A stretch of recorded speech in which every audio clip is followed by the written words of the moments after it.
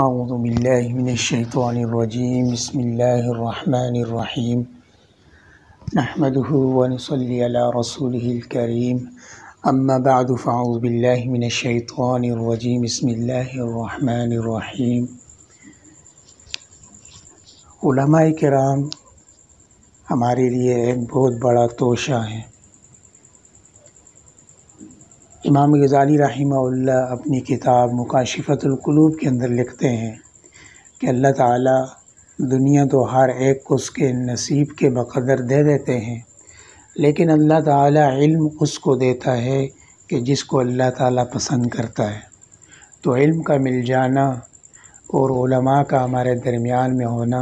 یہ ہماری بہت بڑی سعادت ہے اور بہت بڑی خوش قسمتی ہے۔ اور یہ علماء انبیاء علیہ السلام کے وارث ہیں۔ انبیاء علیہ السلام دنیا سے جانے کے بعد نہ اپنے پیچھے مال و دولت چھوڑتے ہیں کچھ بھی، بلکہ ان کی میراث یہی علم ہے۔ تو اللہ تعالیٰ نے ہمارے درمیان ان علماء کو ہماری خدمت کے لیے چھوڑا ہے، اور یہ علماء دین سیکھنے کے لیے اپنی ساری زندگی صرف کر دیتے ہیں۔ 2019 اور 2020 کے اندر ہمارے درمیان سے اتنے بڑے بڑے علماء اللہ تعالیٰ کے پاس چلے گئے، اس دنیا سے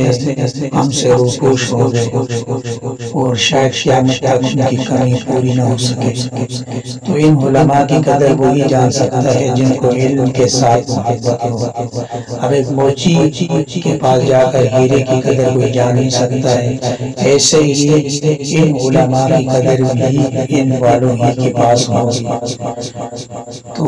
اس ویڈیو کے اندر میں آپ کے سامنے مولانا ابوالکلام آزاد رحمۃ اللہ علیہ کی مزار پر لکھے جانے والے اشعار پیش کرتا ہوں کہ جو شور کشمیری رحمۃ اللہ علیہ نے حضرت کی قبر کے اوپر جا کر پڑھے تھے،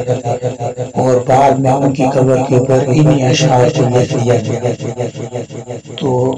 مولانا ابوالکلام آزاد رحمۃ اللہ علیہ کی قبر کے اوپر حضرت شورش کشمیری رحمۃ اللہ علیہ نے جا کر یہ اشعار پڑھے تھے۔ تو بڑے ہی خوبصورت اشعار ہیں کہ جو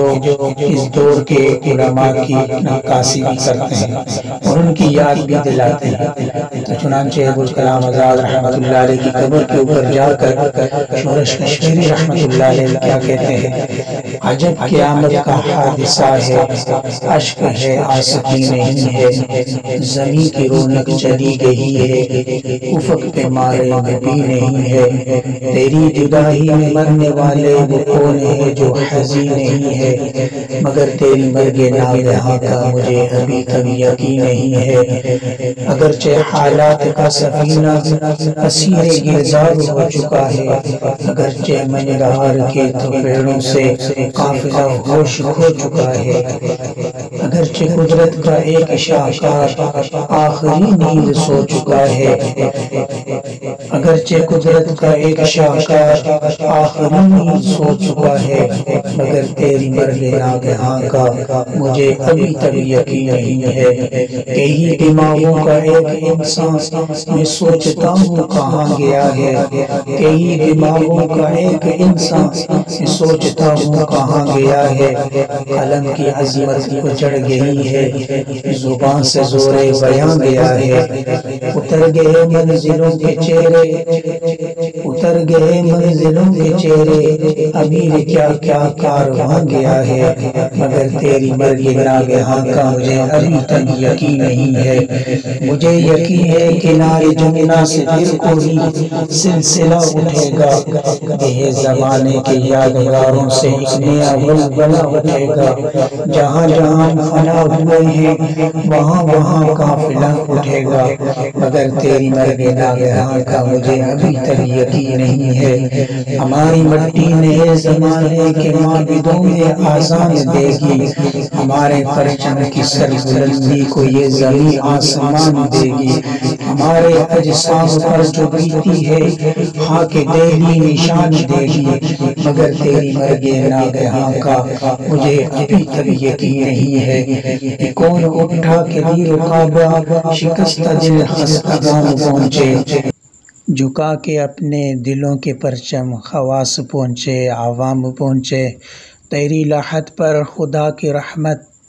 تیری لاحت کو سلام پہنچے، مگر تیری مرگ ناگہاں کا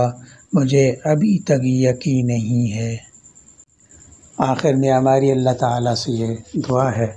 اللہ تعالیٰ ہمارے تمام اکابرین، تمام علماء کی حفاظت فرمائے، اور جو ہمارے اکابرین